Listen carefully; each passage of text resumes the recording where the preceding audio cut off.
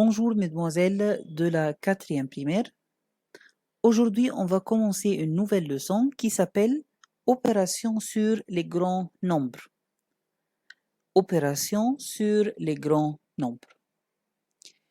Le mot opération dans les mathématiques veut dire 4 opérations. Veut dire addition, soustraction, multiplication et division. Bien sûr, vous savez faire les 4 opérations dès la troisième primaire. Mais cette année, on va enseigner comment utiliser ces 4 opérations sur les grands nombres, donc sur les millions et les milliards par exemple. Commençons par les 2 premières opérations, l'addition et la soustraction des grands nombres. Comment additionner et soustraire des grands nombres? Premièrement, on écrit le premier nombre dans l'addition tel qu'il est. Donc ici, dans cet exemple, par exemple, 3 265 419.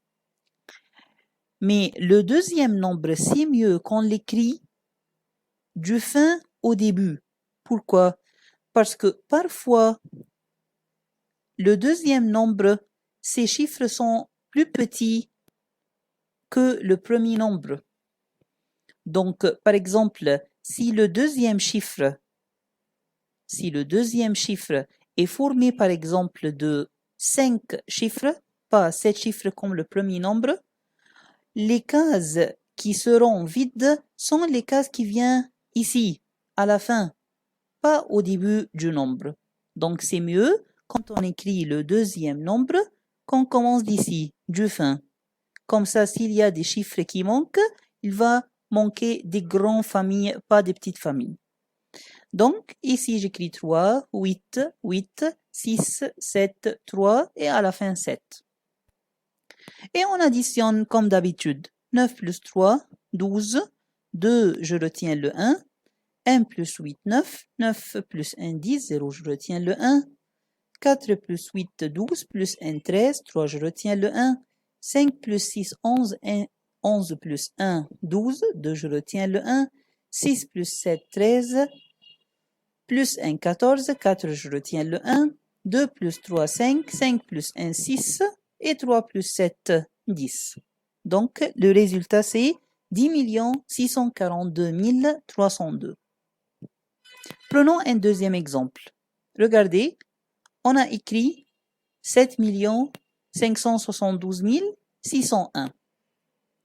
Le deuxième nombre, comme on a dit, on va l'écrire du fin au début. Donc, je vais commencer d'ici. 1, 9, 1, 4, 8, 5. Regardez, le 7 n'a pas un nombre sous le 7. Donc, ici, ou bien on le laisse vide, ou bien on peut mettre ici un 0.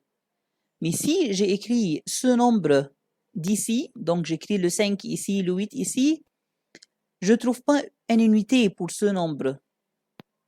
Et c'est impossible qu'un nombre formé de 5 chiffres ne contient pas d'unité. Mais parfois, un nombre ne contient pas, par exemple, le million. C'est normal. Mais un nombre formé de 5 chiffres qui ne contient pas d'unité, c'est impossible.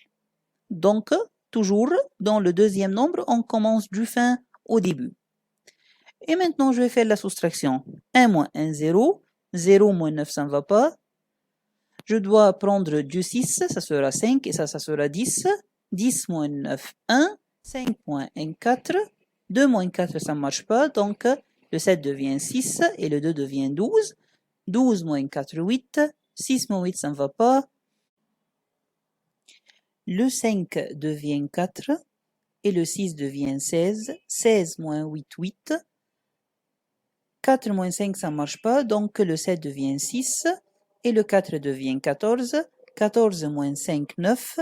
Et 6 moins 0, c'est 6. Donc, le résultat, c'est 6 988 410.